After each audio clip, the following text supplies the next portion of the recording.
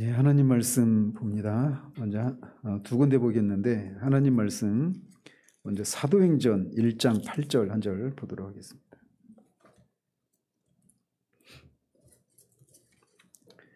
사도행전 1장 8절 한 절 보겠습니다. 오직 성령이 너희에게 임하시면 너희가 권능을 받고 예루살렘과 온 유대와 사마리아와 땅끝까지 이르러 내 증인이 되리라 하시니라. 뒤로 가서 에베소서 1장입니다. 에베소서 1장 23절 한 절만 같이 읽겠습니다. 에베소서 1장 23절입니다. 같이 읽습니다. 교회는 그의 몸이니 만물 안에서 만물을 충만하게 하시는 이의 충만함이니라. 아멘. 예, 지난주에는 교회가 성화 공동체라고 하는 사실을 살펴보았습니다.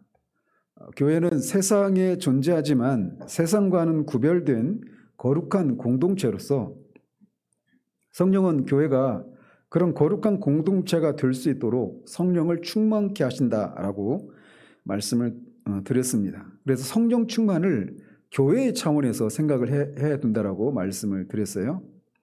그래서 이렇게 교회가 세상 가운데서 거룩한 그런 공동체, 성화 공동체가 되도록 하기 위해서 성령께서 교회 위에 은사를 주시고 부활의 능력으로 역사하셔서 그렇게 충만함을 유지하면 자연스럽게 교회가 성령의 열매를 맺히게 되는 이런 일을 하시는 성결의 영이시라고 말씀드렸습니다. 또 교회가 이렇게 성령 충만한 그 공동체가 되기 위해서 성령께서 자유롭게 역사하실 수 있어야 되는데 성령께서 자유롭게 역사하실 수 있는 조건이 필요하다라고 말씀드렸습니다. 그 조건은 다른 것이 아니라 교회가 바른 복음을 전하는 것이라고 말씀드렸어요. 바른 복음을 전하지 않고는 성령께서 자유롭게 역사하실 수가 없습니다. 성령은 진리 영이시기 때문에 바른 말씀을 사용하셔서 말씀과 함께 말씀을 통해서 역사하시는 분이시기 때문에 성령께서 이렇게 교회를 거룩한 공동체로 만드시기 위해서 자유롭게 역사하실 수 있는 조건은 교회가 바른 말씀을 전하는 것입니다. 뿐만 아니라 저 같은 말씀을 전하는 사람이 성령으로 충만해야 합니다. 설교를 전할 때만 성령으로 충만한 것이 아니라 평상시의 삶 가운데에서도 늘 성령 충만한 가운데 그렇게 성령의 인도하심을 받는 그런 가운데에서 있어야 한다라고 말씀을 드렸습니다. 자, 오늘은 교회가 선교 공동체라고 하는 사실에 대해서 살펴보도록 합니다. 즉 선교와 성령 충만과의 관계가 무엇인가라고 말씀드릴 수도 있겠습니다. 자, 그래서 오늘 우리가 본문을 두 군데를 봤는데 이 오순절에 성령이 교회에 임하시지 않습니까?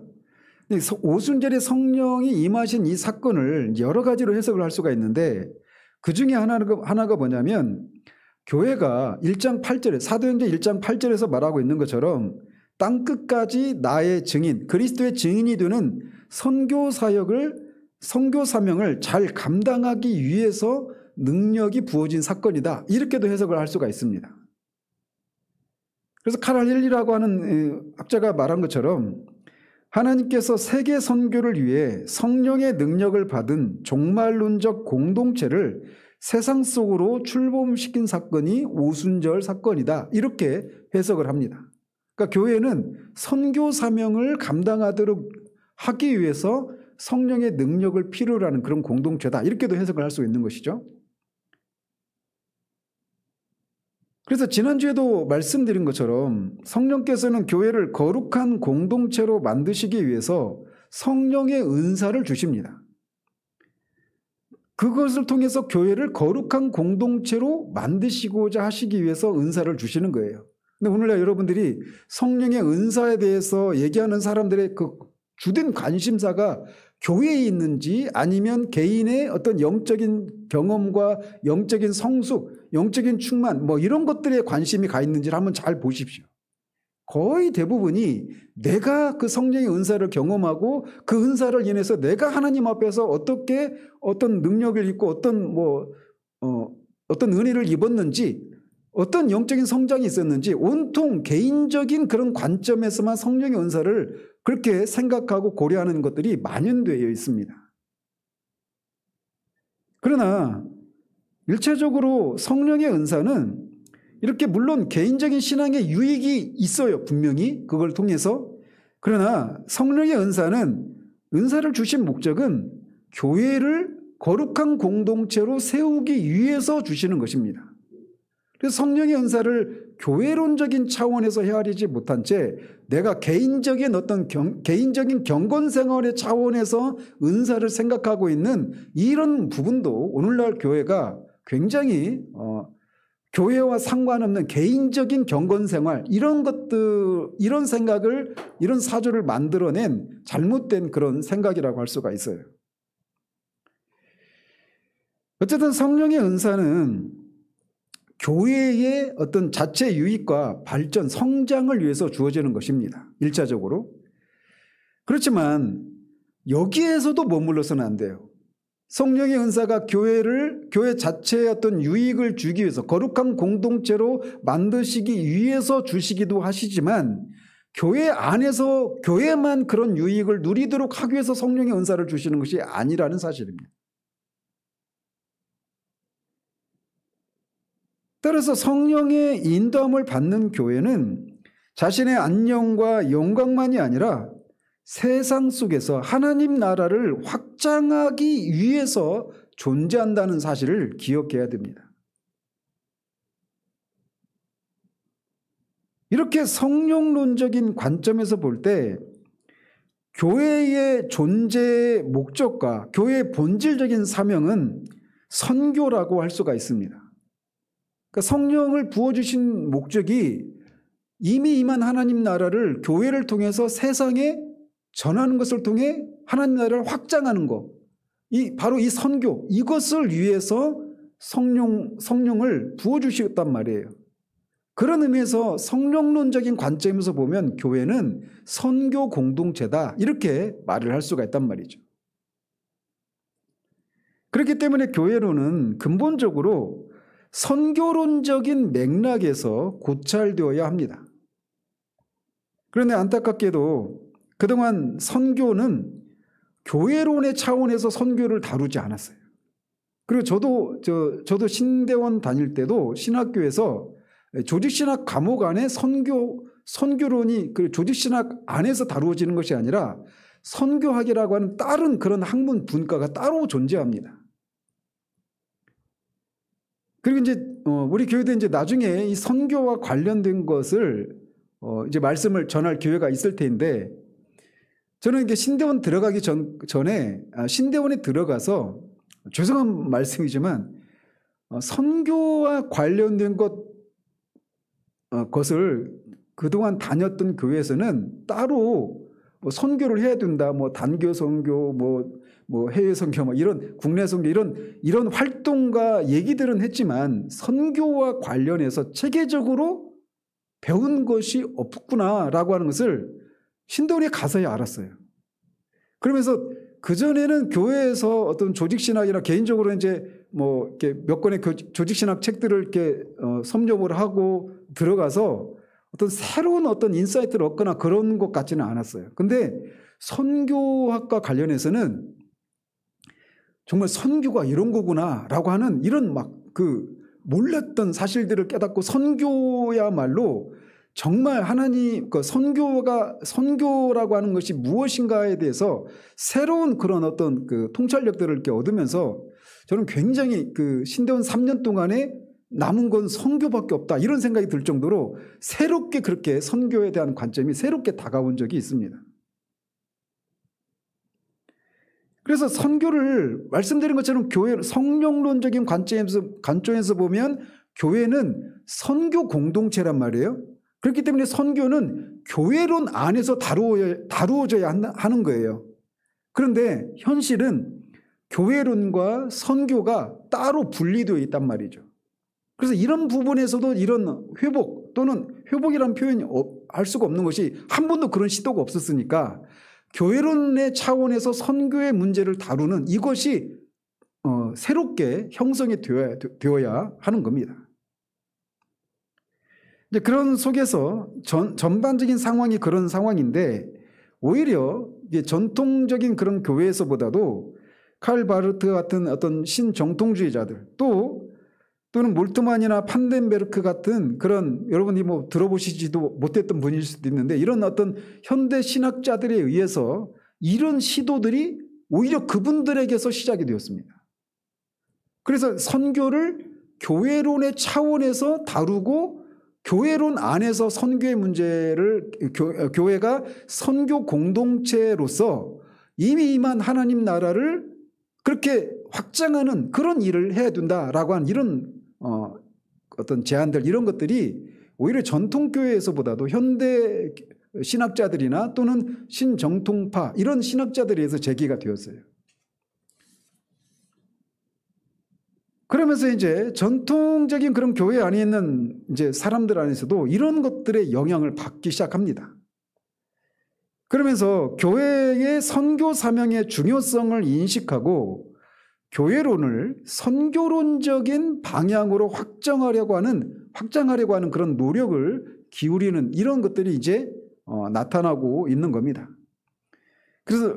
그래서 레너드 스윗이라고 하는 분이 개신교는 지난 500년간 계속 뛰어온 개혁 패러다임에서 이제는 선교 패러다임으로 전환해야 한다 이렇게 말을 했습니다. 그래서 여러분들도 한번 보십시오. 여러분들의 신앙생활 지금까지 신앙생활 한번 잘 돌아보시면 여러분이 말씀을 듣고 여러분이 은혜를 누리고 여러분이 성장하고 또 교회가 성장하는 이런 차원에서 우리의 신앙의 지평이 거기에 머물러 있는 경우들이 굉장히 많습니다. 그렇지 않습니까? 그런 면에서 우리가 이제 그런 면에서 지난 개신교 500년이 개혁 패러다임 안에 있었다 이렇게도 말할 수 있는 거예요. 근데 이런 패러다임을 이제 선교 패러다임으로 전환하는 일들이 필요하다라는 겁니다. 근데 이제 여기서 말하는 선교라고 하는 것이 단순히 그냥 해외로 가서 선교사를 파송하고 그들을 통해서 복음을 전하고 뭐 교회 개척하고 이런 것만 의미하는 게 아닙니다. 선교 안에는 그런 개념도 있지만 말이죠. 자, 그래서 교회는 두 가지가 같이 동시에 고려되어야 합니다. 즉 개혁적인 동시에 선교적이어야 한다라고 말씀드릴 수가 있어요. 그래서 교회는 현대 문화를 향해서 열려 있으면서도 그 현대 문화의 부패한 요소에 동화되지 않기 위해서 계속 새로워지고 성결해져 가야 합니다. 그래서 이런 회개와 개혁이 그칠 때 교회가 급속히 세속화가 되어버립니다. 그리고 그러는 동안에는 세상 속에서 효과적인 방식으로 선교 사역을 수행하지 못합니다. 성령으로 충만한 교회는 그 내적인 충만함이 그 안에서만 끌고 그 안에 있는 사람들만 유익을 누리는 것이 아니라 세상 밖으로까지 그 충만함이 드러나서 만물 위에 하나님의 영광을 드높이는 그런 강력한 우주적인 그런 영향력을 발휘하는 공동체여야 합니다. 그래서 우리가 몇 달 전에도 살폈지만 성령 충만이라고 하는 용어가 누가복음과 바울 서신에만 나와요. 다른 서신들에는 안 나옵니다. 그래서 누가와 바울은 모두 성령 충만을 하나님 나라의 확장, 즉 선교와 연결시킵니다. 그런데 그 두 사람의 관점이 조금씩 달라요. 그래서 누가는 성령 충만을 우리가 흔히 알고 있는 개념으로 그렇게 이해를 합니다. 그래서 오늘 그 사도행전이 누가에 의해서 쓰여졌잖아요. 그래서 누가복음에 보면 누가는 성령 충만을 땅끝까지 복음을 전파하는 사역을 위해서 능력이 부어진 사건 이렇게 이해를 합니다. 성령 충만을. 그렇죠? 근데 이에 비해서 바울에 따르면 에베소서 1장 23절에 있는 것처럼 교회는 그의 몸이니 만물 안에서 만물을 충만하게 하시는 이의 충만합니다. 그러니까 교회는 어떤 공동체라는 겁니까? 만물 안에서 만물을 충만케 하는 공동체라고 하는 특징을 갖고 있는 거예요. 이런 면에서 바울에 따르면 교회 안에 충만히 거하는 성령은 그리스도 안에서 만물을 새롭게 하고 통합하는 우주적인 그런 갱신의 원동력이다. 이런 관점을 가지고 있어요. 그래서 성령의 사역은 이미 성취된 예수 그리스도의 구속 사건의 바탕을 두고 있습니다. 그리스도께서 십자가의 죽으심과 부활을 통해서 구속에 필요한 이 죄로 말미암은 인간과 이 세상을 회복하시기 위한 이 하나님의 구속 경륜을 그리스도의 십자가와 부활을 통해서 다 이루셨단 말이에요. 그리고 다 이루시고 승천하셔서 아버지로부터 성령을 받아서 성령을 부어주신 거예요. 성령을 부어주셨을 때 그 성령을 부어주신 사건이 저와 여러분들과 같은 죄인들을 구원하시는 이런 차원에서 머무르는 것이 아니라 만물을 새롭게 하고 만물을 회복하는 그것을 위해서도 성령을 부어주셨단 말이에요. 그래서 성령은 이렇게 이미 성취된 예수 그리스도의 구속 사건의 바탕을 두고 있는데 동시에 그리스도 안에서의 만유의 회복과 완성이라고 하는 종말론적인 성취를 목표로 성령을 부어주신 거예요. 그래서 에베소서 1장 10절에 보면 하늘에 있는 것이나 땅에 있는 것이 다 그리스도 안에서 통일되게 하려 하심이라 이렇게 말을 합니다. 그러니까 하나님이 예수님을 십자가에 이 세상에 보내시고 십자가에 죽게 하시고 다시 살아나게 하시고 승천하신 다음에 성령을 부어주신 것은 모든 만물을 그리스도 예수 안에서 통일되게 하기 위한 것, 이것이 하나님의 우주적인 계획이에요. 그러니까 그 안에서 우리도 점도 흠도 티도 주름 잡힌 것도 없는 그런 아들의 형상을 닮은 그런 영화로운 사람으로 참된 인간으로 만드시는 것도 구속의 목적 중에 하나이지만 그것으로 그치는 것이 아니라 죄인들을 구원하셔서 온전한 인간이 되게 하시는 그리스도를 닮은 그런 사람이 되게 하시는 것만 하나님의 구속 목적이 거기에만 그치는 것이 아니라 만물을 회복하는 것, 이것도 하나님의 구속 계획 속에 들어있단 말이에요.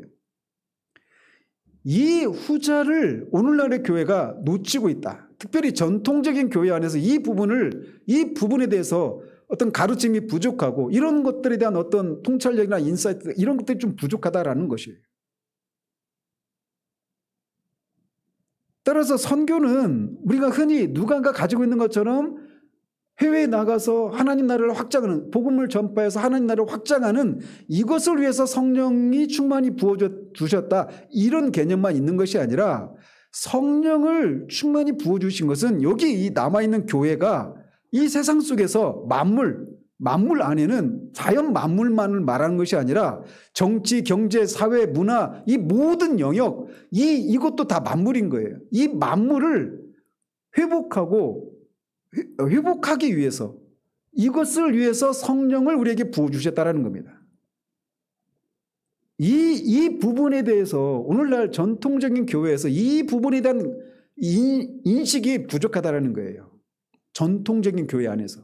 오히려 이런 부분들에 대해서 눈을 뜨고 오히려 이런 부분에서 더 열심을 내고 있는 것이 현대 신학을 하는 사람, 자유주의 신학을 하는 사람, 이런 사람들이 오히려 하나님 나라라고 하는 것, 이런 개념 아래서 이렇게 사회를 개혁하고 막 어떤 이런 노력들을 그런 진영에서 많이 하고 있단 말이에요. 근데 이런 부분에 있어서 전통교회 안에 있는 교회가 성령 충만과 교회를 성령 충만하게 하신 목적이 교회가 선교 공동체이기 때문에 이렇게 만물을 회복하고 충만하게 하는 이런 일을 위해서도 교회가 존재한다는 사실들을 알고 이 부분에 대해서 새로운 각성과 어떤 실천적인 그런 노력들이 요구된다라는 거예요. 따라서 선교는 그리스도의 초림과 재림 사이에서 출범을 하고 이미 실현된 하나님 나라와 아직 완성되지 않은 하나님 나라 사이의 긴장 속에 존재하는 교회의 중요한 특징입니다. 아직 완성되지 않은 하나님 나라에 대한 인식으로 인해서 교회의 선교적인 관심이 심화되고 선교 활동이 더욱 자극됩니다. 이게 무슨 말이냐? 우리가 작년에 한 해 동안 뭘 했습니까? 오후 예배 때? 일상을 위한 성경적 신학이라고 하는 이 시리즈로 우리가 교회는 교회 안에, 이 교회라고 하는 담장 안에만 머물러 있어서는 안 되고 담장 없는 교회가 되어서 세상으로 나가서 그 하나님 모든 영역이 하나님의 통치가 실현되는 그런 일을 위해서 교회가 존재하고 교회 지체들인 우리들이 각자의 그런 삶의 자리에서 그 부르심의 자리가 무엇인가를 알고 거기에서 성령 충만함을 받아서 그렇게 그 우리가 속한 그 영역을 개혁하고 하나님 나라의 가치를 실현하고 하나님 나라의 세계관에 입각해서 그렇게 살아내는 그런 일이 있어야 된다라고 하는 것을 작년에 우리가 배우지 않았습니까? 바로 이 내용을 말하고 있는 거예요.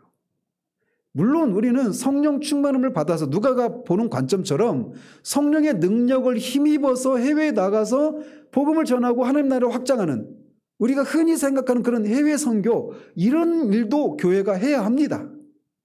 그런데 그것과 함께 우리가 살고 있는 이 세상 속에서 모든 영역에 우리가 침투해서 그래서 주님이 오실 때까지 어떻게 하라고 그랬어요? 아큐파이 하라고 그랬죠. 점령하라고 그랬죠. 기억나시죠? 지금 그거를 말씀드리고 있는 겁니다. 그거를 위해서 교회를 성령 충만하게 하신 거예요. 근데 제가 그 시리즈를 하면서 초반부에 뭘 다뤘습니까? 교회가 어떻게 교회 역사 가운데서 성속 이원론, 잘못된 이원론이 교회에 어떻게 들어오고 어떻게 퇴조됐다가 다시 회복되고 이렇게 있었는가 이거를 초대교회에서부터 현대까지 쭉 한번 살핀 적이 있죠. 우리는 신앙을 그때도 말씀드렸지만 정말 성령 충만하면 성령 충만한 사람의 특징을 우리는 어떻게 생각합니까? 어떤 차원에서만 생각해요? 지극히 신앙적인 차원, 경건과 관련된 직접적으로 경건 생활과 직접적으로 관련된 영역에서만 성령 충만을 생각한단 말이에요. 성령 충만해서 기도하고 성령 충만해서 찬양하고 성령 충만해서 예배드리고 그냥 온통 성령 충만해서 내가 경건 생활에 어떤 유익을 얻고 삶을 누리고 생명을 누리는 이런 차원에서만 신앙을 생각하고 성령 충만을 그런 차원에서만 생각한단 말이에요. 그래서 신앙이 좋은 사람들은 다 어디로 가야 돼요? 교회를 모여들고 그중에서 더 좋은 사람들 어디로 가요? 목사가 되는 거예요. 그러니까 신앙이 좋은 사람은 목회를 해야 돼. 그런데 신앙이 좋은 사람은 목회를 하기도 해야지만 신앙 좋은 사람이 목회만 하면 손은 누가 키워요? 누군가는 다른 영역에 가서 신앙이 좋은 사람이 누군가는 거기 가서 성령 충만한 사람으로서 각자의 삶의 자리에서 하나님이 자기에게 주신 그 직업 있잖아요. 일자리 이걸 가지고 거기에서 하나님 나라의 가치관과 하나님 나라의 세계관을 실현하는 이런 삶을 살아야 된단 말이에요. 이게 작년에 우리가 했던 거잖아요. 근데 어때요 지금? 잊어버렸죠? 그러니까 우리가 얼마나 쉽게 성령 충만하다, 이런 신앙이 좋다, 이런 생각을 지극히 개인적인 어떤 경건 생활 중심으로만 그렇게 생각하느냐고요. 그래서 우리가 자주 묵상을 해야 됩니다. 교회는 교회에 성령을 부어주신 성령의 충만함을 성령 충만케 하셔서 성령의 은사를 부어주시는 것은 그것을 통해서 교회가 거룩한 공동체가 되고 그것을 통해서 교회가 어떤 내적인 충만함과 영적인 유익을 누리도록 하기 위해서 주신 것도 맞아요. 그런데 거기에서 멈추면 안 되고 이 내적인 충만함이 밖으로 세상으로 번져 나가야 한단 말이에요. 그래서 자꾸 교회가 교회 중심으로 개토화되는 유대인들이 살고 있던 다른 사람과 이렇게 담을 쌓고 자기들끼리만 모여서 살던 그 공간을 개토라고 불렀단 말이에요. 그래서 은유적으로 뭐 개토화된다 이렇게 말하면 그냥 끼리끼리 밖에와 이런 교류가 없이 그냥 끼리끼리 그렇게 머물러 있는 이런 현상들을 개토화된다 이렇게 은유적으로 표현을 해요. 근데 신앙이 그렇게 되기가 쉽다는 말이에요.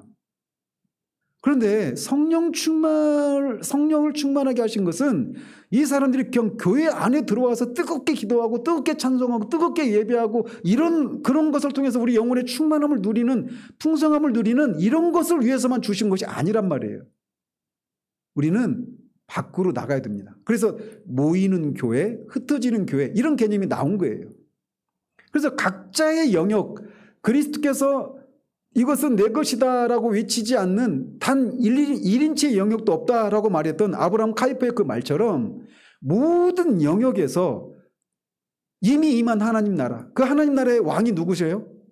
예수 그리스도시잖아요. 예수 그리스도가 하나님의 나라예요. 하나님 나라가 이미 임했단 말이에요. 근데 이미 임했는데 사탄이 불법적으로 장악하고 있는 그 세상, 그 한복판으로 들어가서 하나님 나라의 왕이 사탄이 아니라, 세상이 아니라 그리스도라고 하는 것을 증거하고 드러내는 삶을 살아야 한단 말이에요. 그런 면에서 우리가 오늘날 이 전통교회가 급격하게 회복되어야 할 것이 바로 이거예요. 그러니까 우리가 연세에 있으신 분들은 다 기억나시죠? 92년 10월 28일 어떤 날인지 몰라요? 다미 선교회. 그날 휴거, 예수님이 이제 재림하신다고 해서 휴거가 일어날 것이다 이렇게 하면서 그 잘못된 그런 종말론에 빠졌던 사람들의 특징이 뭐였습니까?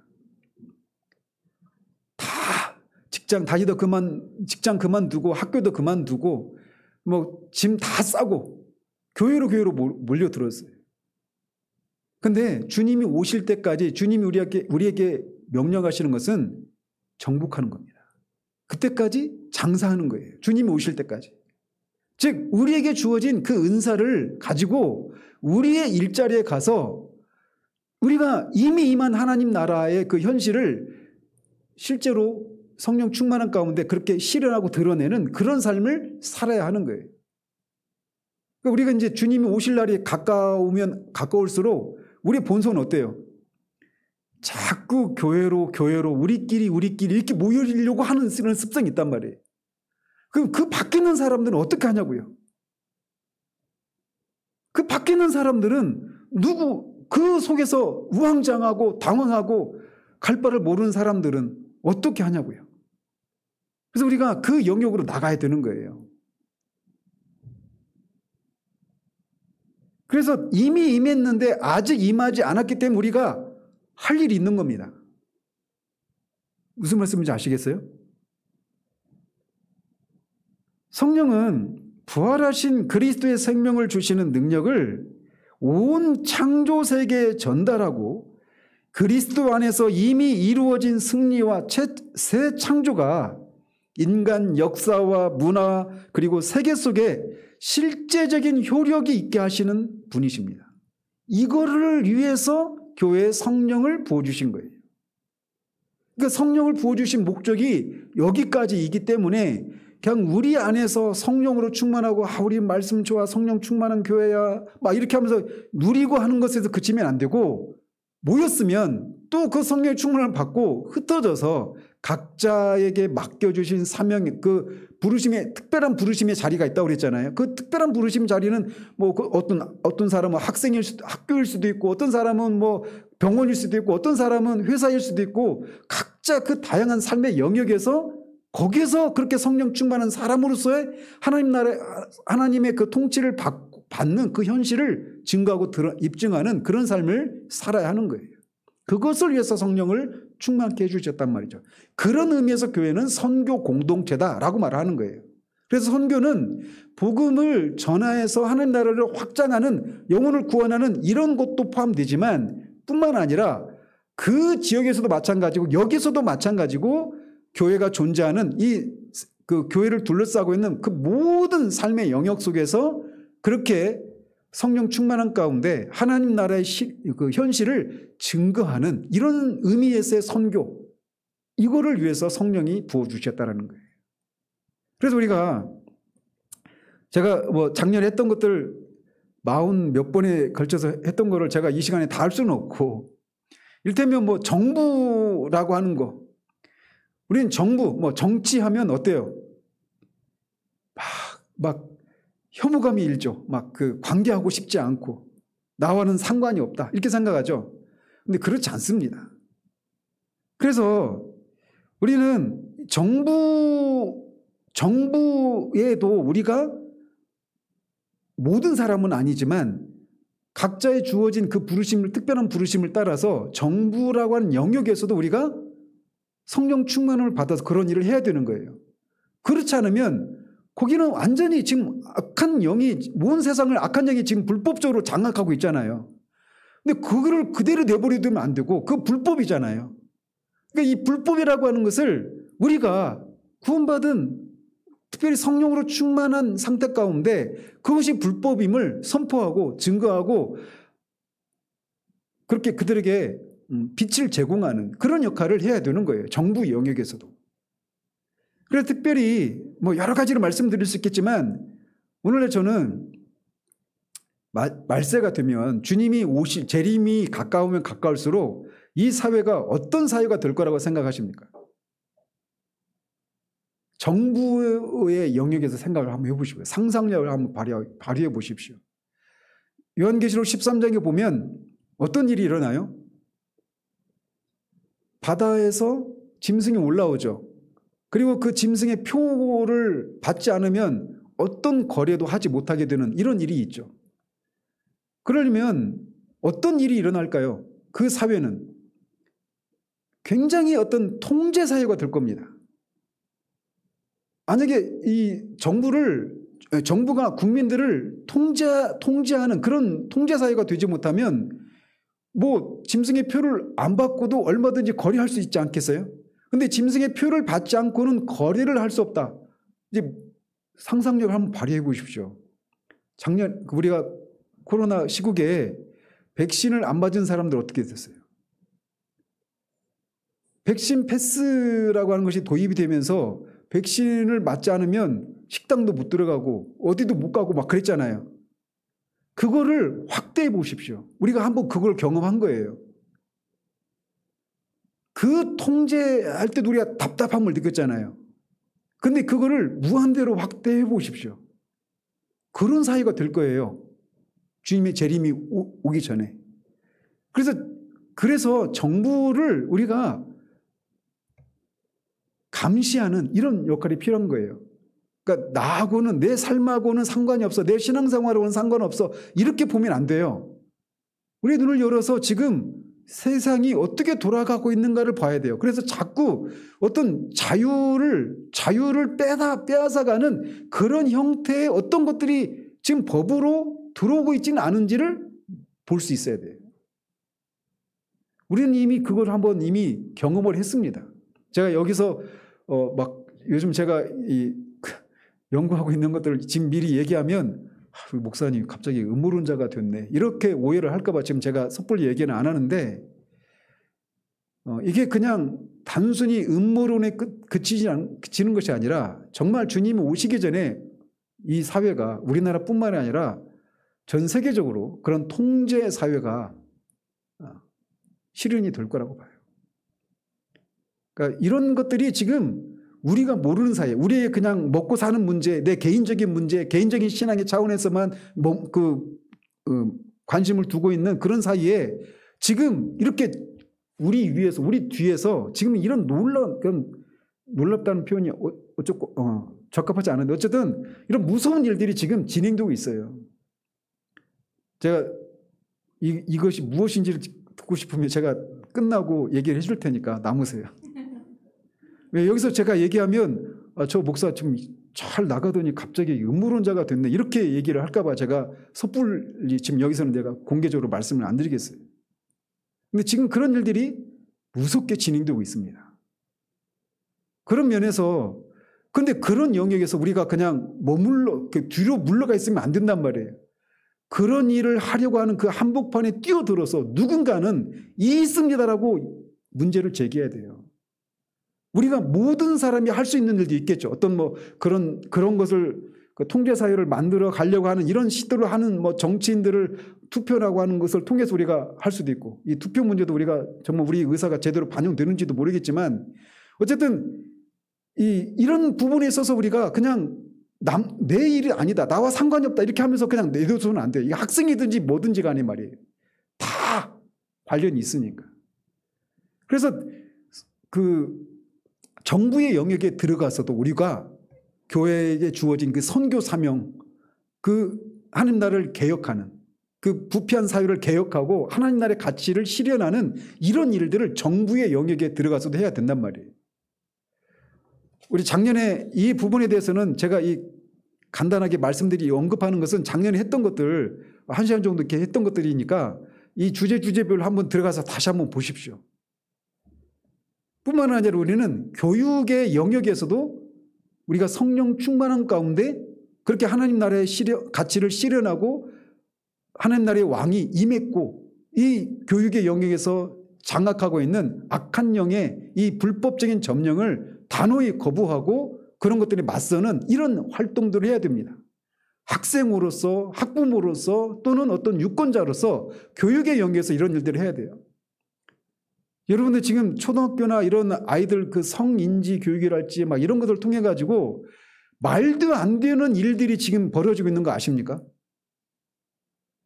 지금 미국 같은 경우에는요, 이 문제가 아주 심각합니다. 그래서 교육의 현장이 완전히 무너져 버렸어요.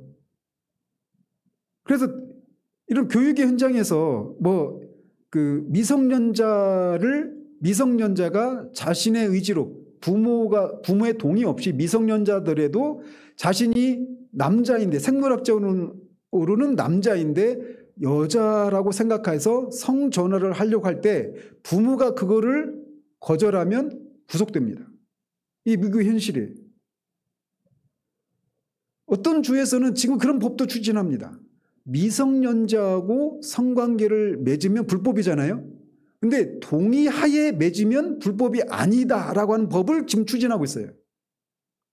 근데 이걸 위해서 아이들, 그 대상인 아이들에게 어떤 잘못된 교육이 지금 펼쳐지고 있는지를 봐야 돼요. 우리 아이들이, 우리 교회는 그 공교육 안에 시온이밖에 없지만 이 공교육의 현장에서 지금 벌어지고 있는 일들이 이런 일들이에요. 근데 이런 일들이 내 아이는 아니니까, 내 아이는 없으니까 그냥 등한시하고 이건 내 알바가 아니야 이렇게 하면 안 된단 말이에요. 이런 부분에서 우리가 어떤 식으로 할 수 있는 그런 여력이 있고 우리가 해야 되는 그런 자리에 있다라면 어떤 식으로든지 이런 교육의 영역에서도 교회의 선교 사명을 감당해야 한단 말이에요. 제가 다 다룰 수가 없어요. 그냥 대표적인 것만 지금 우리 시대의 어떤 이슈화 되는 것들만 지금 말씀을 드리는 겁니다. 또는 보건의 영역에서도 마찬가지입니다. 보건의 영역, 의료의 영역에서도 아까도 뭐 의사분이 다녀가셨지만 그렇게 전문적인 그런 직업을 가진 분은 또 그 자리에서 하고 또 미래에 그런 걸 준비하는 사람은 또 그런 것들을 염두에 두고 내가 의료인으로서 의사든 간호사이든 의료인으로서 이 보건 영역에서 우리가 하나님 나라의 가치를 실현할 수 있는 것이 무엇인가를 찾고 그렇지 못한 현실들을 저항하고 개혁하는 이런 일을 우리가 감당해야 한단 말이에요.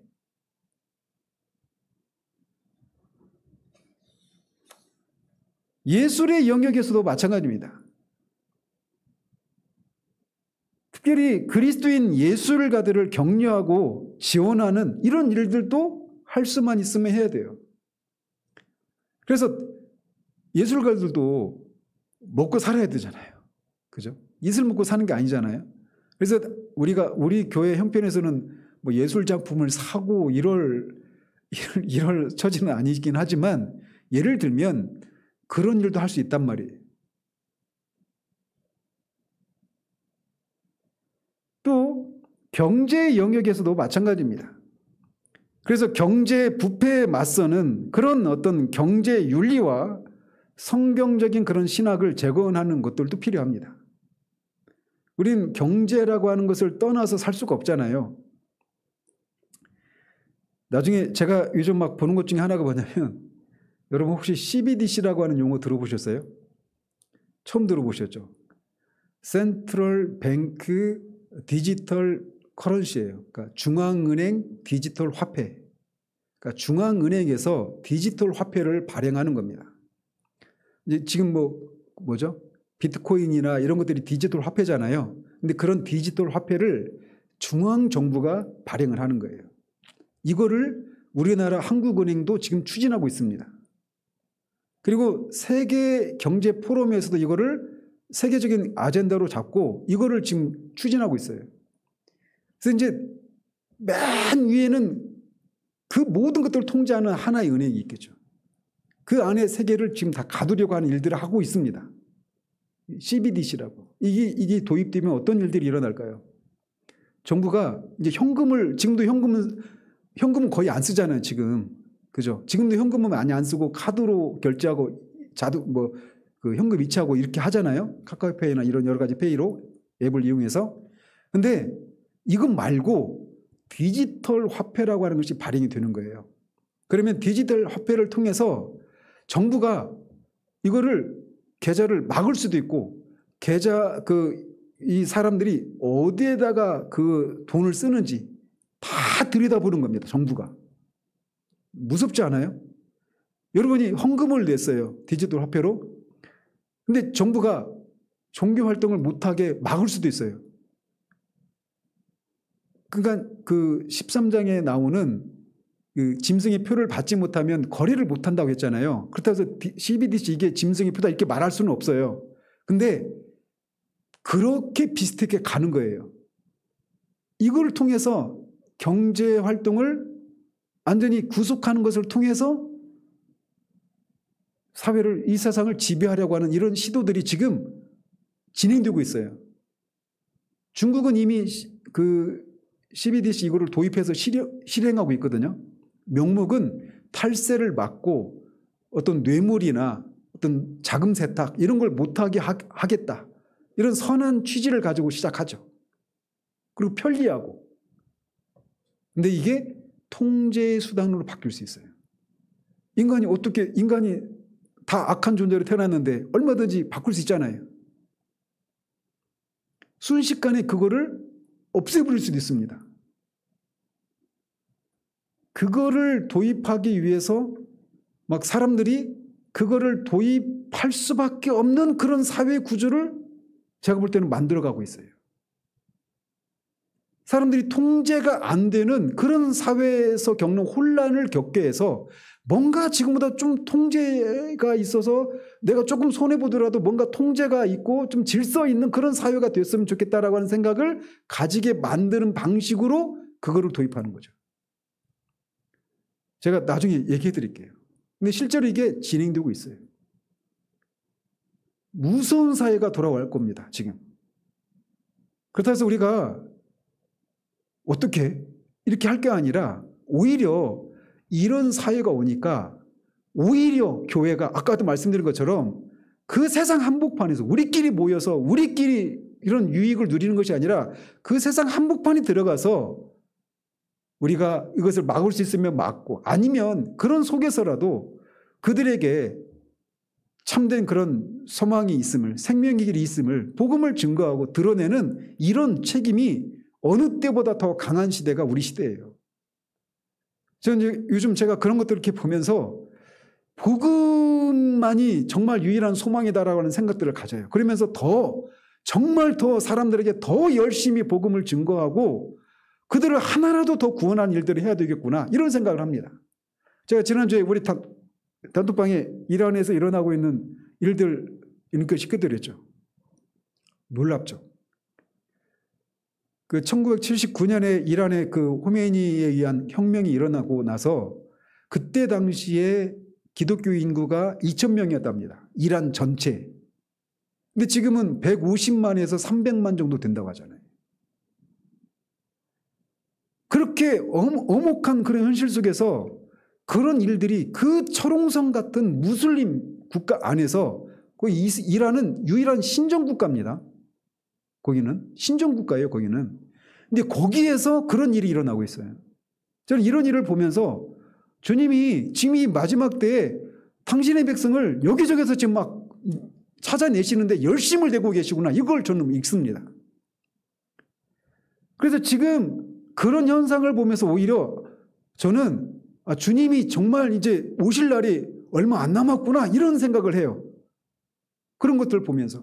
그래서 우리 자녀들을 위해서 기도하고 복음을 증거하고 우리 가족들을 위해서 하는 이런 것들이 우리가 더 열심을 내고 더 경각심을 가지고 그런 어떤 급박한 마음을 우리가 가져야 되는구나 이런 생각을 해요. 그리고 이렇게 모든 현실이 정말 그렇게 주님이 오실 때 일어나는 그런 현상을 막 대놓고 드러내고 있는 이런 현실 속에서 우리가 더 큰 믿음이 필요하고 더 큰 성령의 충만함을 요구하는구나 이런 생각을 가지게 된단 말이에요. 그래서 경제의 영역에서도 우리는 그런 그 성령 충만함을 입어서 교회가 선교 사명 공동체라고 하는 것을 경제 영역 속에서도 우리가 증거하고 드러내는 일들을 해야 됩니다. 뿐만 아니라 과학의 영역에서도 마찬가지예요. 과학의 영역에서도. 과학의 영역에서도 지금 여러분들이 지금 이런 말씀 다 지금 무슨 소리야 이렇게 들을 수도 있어요. 근데 지금 엄연히 벌어지고 있는 일이에요. 아까 오전에 제가 유발 하라리라고 하는 분 얘기했죠. 지금 어떤 일들을 하고 있느냐면 인간에게 AI 칩을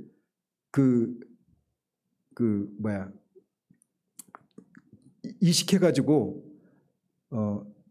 인간도 아니면서 로봇도 아닌 그들은 트랜스 휴먼이라고 하더라고요. 이런 일들을 지금 진행하고 있습니다. 무섭지 않아요? 그런 일들이 지금 일어나고 있어요. 지금 제가 겁을 주는 얘기가 아니라 실제로 지금 진행되고 있어요. 그리고 그런 사람들이 대놓고 전에는 몰래 했던 것을 이제는 막 대놓고 합니다. 아마 특이점이 내년일 거다 이런 얘기를 해요. 2025년이. 그래서 그렇게 멀지 않다니까요. 이런 사회가. 여러분 한번 생각해보세요. 오전에도 말씀드렸지만 이 코로나 전과 후가 갑자기 세상이 막 뭔가 미쳐 들어가는 것 같지 않아요? 뭔가 옛날 같지가 않죠. 모든 면에서. 그래서 그러는 거예요. 그런 일들이. 그렇기 때문에 교회가 이 마지막 때에 교회의 그 만물 안에서 만물을 충만케 하기 위해서 교회를 이 세상에 주시고 그 일을 감당할 수 있도록 성령을 부어주셨단 말이에요.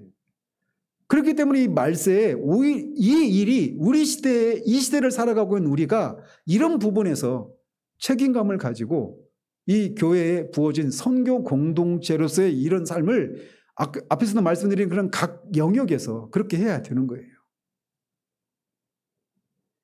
지금 차별금지법 정도가 문제가 아닙니다. 지금. 그것도 아주 큰 문제거든요. 근데 그거는 전체 큰 그림 아래서 한 부분이에요. 그렇다고 해서 그게 작다, 별 의미가 없다, 별 문제가 아니다 이런 얘기하는 게 아닙니다. 지금 무섭게 모든 영역에서 지금 우리가 모르는 사이에 그들은 공개적으로 하고 있는데 우리가 지금 관심이 없고 또 정보가 부족하기 때문에 모르고 있었던 이런 일들이 지금 상층부에서 일어나고 있어요. 지금. 따라서 교회의 선교는 개인 영혼 구원에만 국한되지 않고 그리스도 안에서 만물을 새롭게 하는 성령 사역에 우주적인 차원을 포괄하고 있다라고 하는 것을 기억해야 돼요. 그래서 교회 영혼 구원뿐만 아니라 앞에 말씀드린 그 모든 영역. 여러분 막 친환경 좋은 개념이죠. 그죠?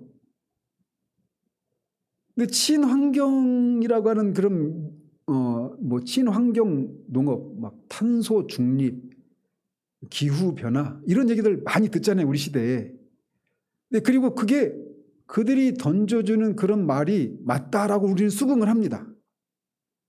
근데 그 겉으로 드러난 선한 그런 의도 뒤에 아주 불순하고 악한 의도들이 있다라고 하는 것을 간파하지 못하면 겉으로 그들이 제시하는 그 어떤 겉으로 드러난 그런 아젠다에 우리가 그냥 동조하면서 가는 거예요. 이때면 스리랑카라고 하는 나라 알죠? 스리랑카가 인도로부터 독립할 때 인도의 GDP의 2배 했답니다. 스리랑카가. 근데 그들의 그 어려움이 뭐냐면 식량 자급이 안 되는 거예요. 근데 수십 년 동안 씨앗을 육종이라고 하죠. 이거를 개발하고 품종을 개발하고 더 많은 것을 수확할 수 있도록 우리도 막 그런 일들 했잖아요. 통일별할제 막 이런 것들을 그런 것도 하고 또 질소 비료를 사용해서 토지 토지 그 힘을 이렇게 배양하고 생산량 그래서 생산량이 막 기하급수적으로 늘어나가지고 자급자족을 넘어서서 잉여 생산물이 있어서 수출까지 하는 그런 상황이었는데 친환경이라고 하는 그런 것을 실현해 된다라고 하면서 새로운 이 대통령이 질소 비료를 못 쓰게 수입을 안 하게 해버린 거예요. 그러니까 갑자기 농업 생산량이 급전직가 떨어지는 겁니다.